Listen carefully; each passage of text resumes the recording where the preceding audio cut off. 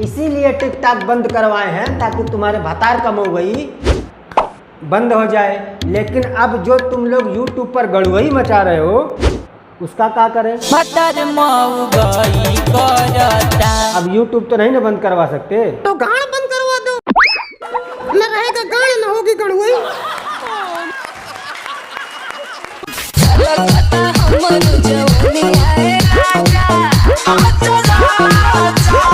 तो क्या हाल है? ठीक है दोस्तों, आज हम एक बार फिर से उन्हीं पुरानी अंधेरी गलियारों में अपनी भैंसिया नहलाएंगे जहां पिछले कई सालों से।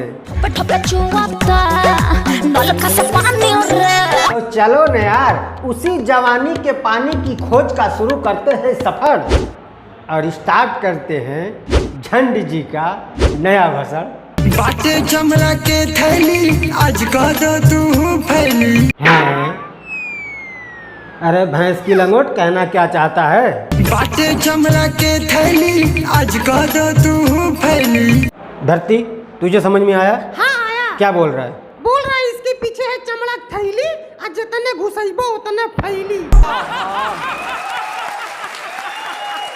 बाटे चमड़ा के थैली आज कह दो तू फैली। बहुत कामयाब लौंडा लग रहा है बेटा, थोड़ा और फैलवा ले और जिनके घर बाढ़ में डूब गए हैं ना उनको उसी में शरण दे दे, कुछ भला हो जाएगा। तेरा फैल भी जाएगा और फैलाने वाले को मजा भी आएगा।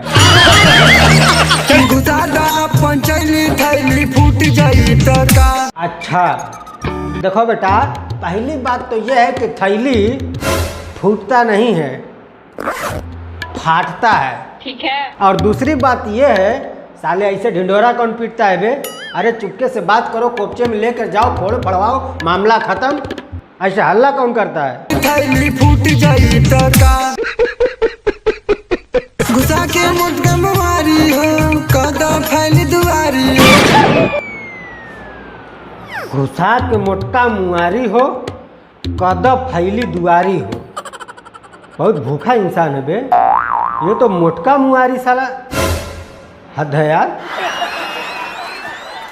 घुसा के मुटका मारी हो कदा फैली।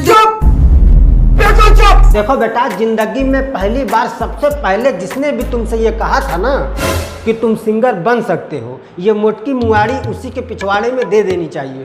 देकर उसी में छोड़ देना चाहिए। जिंदगी में पहली बार तूने कोई ढंग की बात की है। मैं हर काम ढंग से ही करता हूँ, अब तुझे करवाने नहीं आता तो मैं क्या करूँ? साले हर बात को डबल मीनिंग में मत लिया कर। मेरे कहने का मतलब ये है तुझे काम सही से करवाने नहीं आता है। अब पिछली वीडियो में भी मुझे एक ही डायलॉग दिया था। फिर आजा तू कर ले, आजा। नहीं नहीं कर नहीं आजा कर ले। कर बे चूतिया। साले चूतिया। दे हम जोश जगा के मारा सुनील हचका के। साफ करा आना धुन दोनों हाथे से दबा के। वाह, राइमिंग देख रहे हो? साफ करा आना धुन दोनों हाथे से दबा के। अरे चार कुत्ते मिलके भी इतना अच्छा नहीं भोंक सकते जितना अच्छा ये बंदा अकेले भोंक रहा है। आना धुन दोनों हाथे से दबा के। मजाक बना के रखते हैं ये लोग। और आवाज, क्या आवाज है! आवाज में तो वो जादू है जितना पवन सिंह और खेसारी लाल के पाद में भी इतना दम नहीं है जितना इसकी आवाज में दम है। अब तो बस इंतजार इस बात का है कि बेस्ट सिंगर का अवार्ड इस भाई के मुंह पर कब देकर मारा जाता है। मजा मारा होई यार लइका रह जाई तो का। मजा मारा होई यार सिल टूट जाई तो का। मजा मारा हो यार सिल्ली टूट जाई तक का। अब एक बार इस थूत को देखो। मजा मारा होई यार सिल टूट जाई तो का। ऐसा लगता है कि गांजा 2 फूंक ज्यादा हो गया। सिल टूट जाई तो का। अब ऐसी थूत के साथ बर्फ की सिल्ली ना टूटे, सील तोड़ना तो बहुत दूर की बात है। कैसे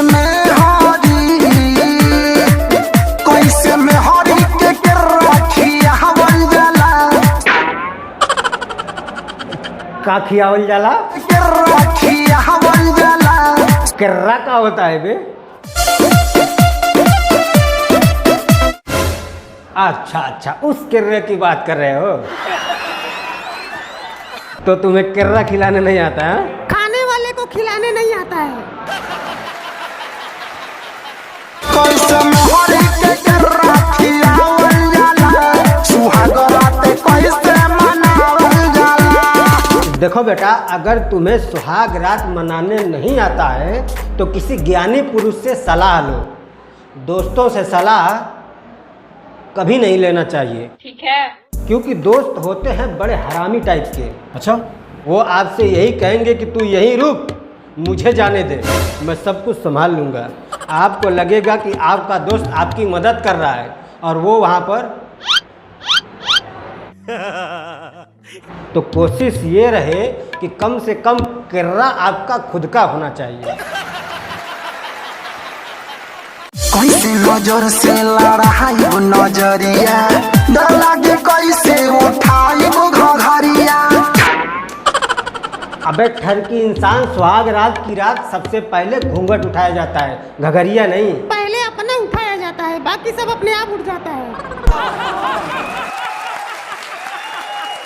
कैसे छेदा में तेलवा गिरावल जाला, सुहाग रात कैसे मनावल जाला। मतलब ये पता है कि छेदा में तेलवा गिरावल जाला, मगर ये नहीं पता है कि छेदा में तेलवा कैसे गिरावल जाला है। सुहाग रात का ट्यूशन लेना है तो मेरे पास आओ, सब कुछ प्रैक्टिकल करके दिखाऊंगा।